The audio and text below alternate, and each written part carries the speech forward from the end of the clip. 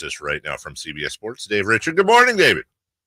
Gentlemen, how are you? I don't even want to know what it is that I just heard about. I don't know what that was. Yeah. Well, a little bit out of my realm. You're a football guy, and I don't know if news has made it all the way over to northern Florida, but the Sacramento Kings are not horrible this year. They're fun, and after every win, which again, because NBA games are generally played at night, there is a giant laser beam, a purple laser beam that fires from the middle of Golden One Center up into the sky. I mean, you literally can see it bouncing off of clouds if it's overcast, and we light the beam after every win. It's become our gimmick. Has that not made it out there yet?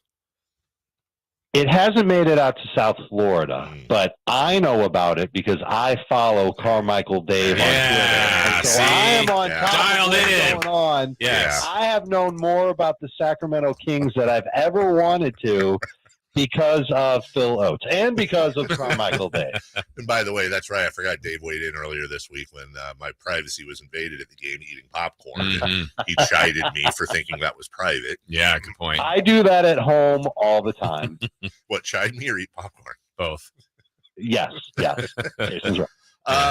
We are gearing towards playoffs in fantasy football, Dave, and you and I always like to go into the philosophical. Before we get into actual players and starts and sits and all that, what are some of what is the biggest mistake you often see people make as they come down the stretch? They don't pay close enough attention to their teams. It especially drives me bananas when people are 6-6 or even 7-5, and they've got a real chance to make the playoffs in their league. Remember, 6 losses isn't the end of the line anymore. Right. And they don't make ad drops.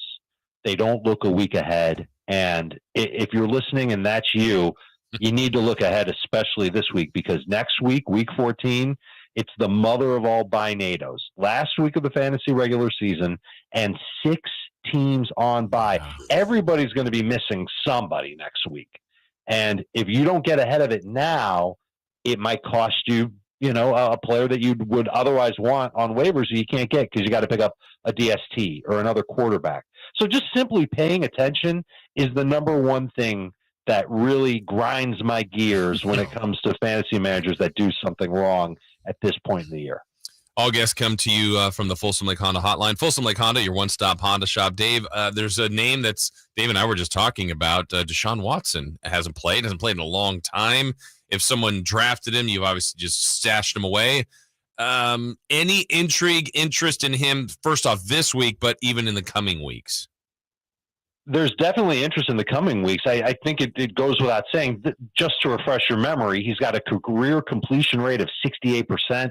He's getting 8.3 yards per pass attempt. His touchdown rate, the percentage of pass attempts in which he throws a touchdown, it's almost 6%.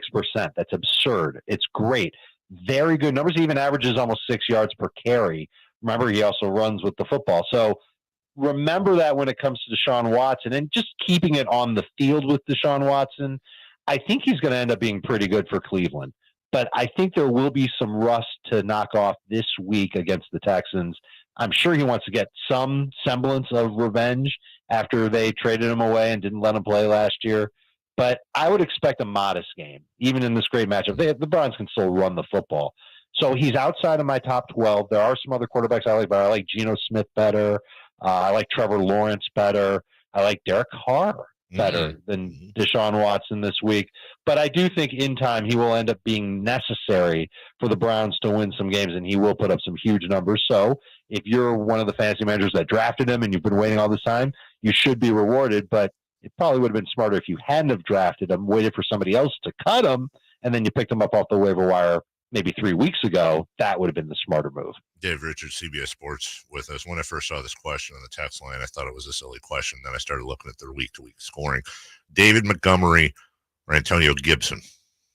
Well, Gibson might not play. He's got a foot issue that sidelined him from practice on Thursday and limited him on Wednesday, so he's getting worse. We'll see what he does in practice on Friday, but I would imagine that even if he plays, his playing time will be limited. That would make Brian Robinson a good start in fantasy this week. But Montgomery, he's got that Bears backfield pretty much to himself. He's playing about 70% of the snaps. getting a lot of the goal line work, getting a lot of catches out of the backfield. And with Justin Fields expected back this week and against a bad Packers defense, I think he's a top 12 running back this week, Dave. From our YouTube, would you start Goff over Rodgers this week? I would not. I know that Jared Goff has been pretty decent at home, and the matchup against Jacksonville is what it is. Rodgers has the Bears, and the Bears' defense is terrible. Rodgers always tends to save some of his special games for Chicago. Remember that whole deal about how he owns them? Yep. It's kind of true. I mean, he has amazing games against them. I think he can have another one. I don't have him as a top 12 quarterback, but I like a lot of quarterbacks this week. He's someone that certainly should start ahead of Jared Goff, and another quarterback that I would start ahead of Deshaun Watson, too. You know, they're on a bye this week, but Marquise Brown is back, and it looked like he had maybe something going a little bit at the beginning part of the year before he got injured. Cardinals take on the Patriots Monday Night Football. That will be their next game. The question is just a general, where do you have him ranked now that he's returned?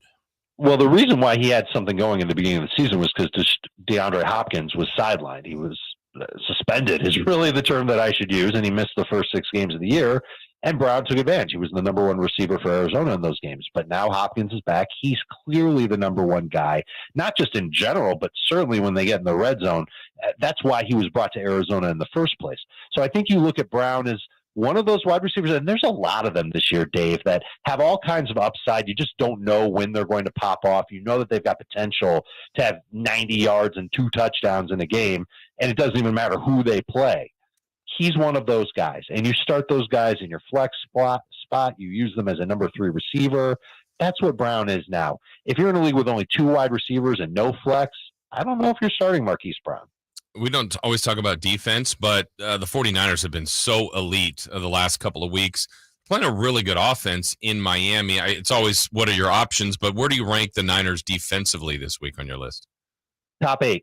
Okay. Totally buy into them. Totally believe in them being a very good defense. And they're catching the Dolphins at a good time. Teron Armstead is the starting left tackle for the Dolphins, not expected to play. When he didn't play earlier this year, this is in 2 games, and there was no Tua, the pass rush pressure allowed was over 50%. Let me just tell you that if an offensive line is allowing a pass rush pressure rate of 35%, that's bad. Not over 50% in those 2 games. And last week, when Armstead went out and Tua was playing, that pass rush pressure rate was again north of 50%. Wow. This is a bad offensive line for Miami.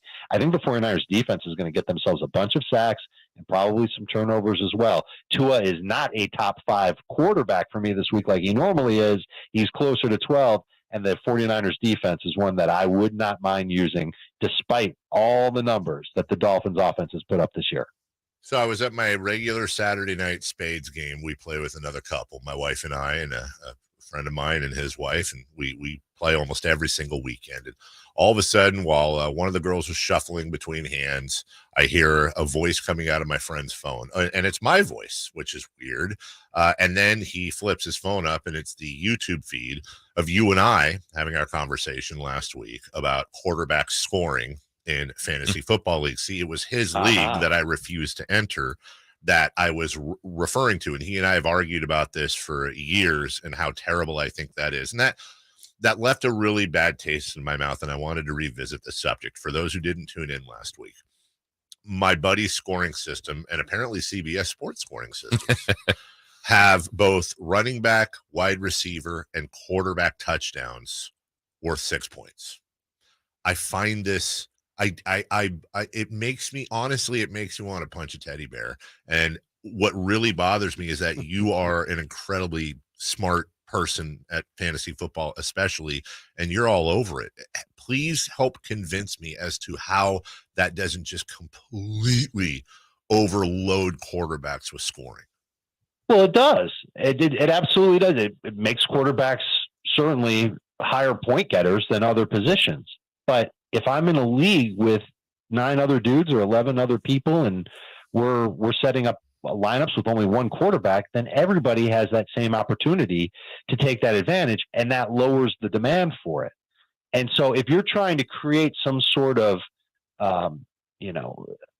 fair and balanced fantasy scoring system where everybody scores the same, then I think it's crazy to have quarterback touchdowns at 6, unless you have quarterback passing yards like completely not even worth anything. But I don't mind, because in the NFL, in the real world NFL, a touchdown's worth 6. Sure. And so if we're giving 2 extra points or 3 extra points for each passing touchdowns, yeah, over the course of the season, it's going to add up. But it adds up for everybody, Dave. Does it make a difference at all? Does it make a difference at all? His league is also not a PPR league, so scoring is really low across the. I mean, these are like 85, right, 70. So it makes quarterback scoring a lot higher in those leagues. Okay. But I think it forces people to make a decision on draft day. Yeah. And it's something that analysts like me and the general public disagree on, and that's when to take a quarterback. And the general public, there are people in every draft, they love to take the stud quarterbacks in round 1 for the exact reason that you say. They score the most points. You want to get, back in August, it was Josh Allen or Patrick Mahomes that were getting taken in round 1. And even in our ADP on CBS, they were taken in round 1. Analysts always tell the fantasy public, wait on the quarterbacks, because you'll get somebody who might not be as good as Josh Allen or Patrick Mahomes, but they'll still be productive for your fantasy team much later. And so the demand to get a running back, and you, Dave, you know how hard it is to have good running backs in fantasy, or to have stud wide receivers. And now we even have to consider a stud tight end. If you can get Travis Kelce, you've got to pony up for that, because it's an advantage over the rest of your league. And so if you prefer to go that route with your first pick, you're waiting on quarterback. And you know what? By the time you get to the end of the year, the quarterback that you take in round 5 or even round 9 shouldn't be so far behind the quarterbacks that are taken in round 1 in your home leagues. I was hoping you were going to say he was a terrible system and a scoring, or a terrible person, and a scoring system sucks, but I will settle for what you said. That's fair. Now tell us where we can hear you, see you, and learn from you. You can actually, I always plug our show on CBS Sports HQ that comes up at 9 a.m. your time, where we go over all the games. But let me plug our podcast, and specifically Wednesday's podcast. The podcast is called Fantasy Football Today. You'll search for it everywhere. It's by CBS Sports. It's a great listen, if I do say so myself. I highly recommend subscribing. But on Wednesday, we talked a lot about different scoring systems for next year, ways to improve your league. I think it might be worth your time, Dave, and your buddy's time to listen to that podcast, and specifically that part about things you can do to improve your league, and even some out-of-this-world ideas that might make things even more fun for those of us who love to stay connected to the game of football. Literally going to Apple, and I will be downloading that and listening to that on my ride home. Dave, always appreciate you. Thank you. It is great talking with you both. May you kick some serious tuchus in your leagues this weekend. Okay, busting out the Yiddish. Appreciate you, brother. Talk soon. See ya. Thank you. That is Dave Richard. It is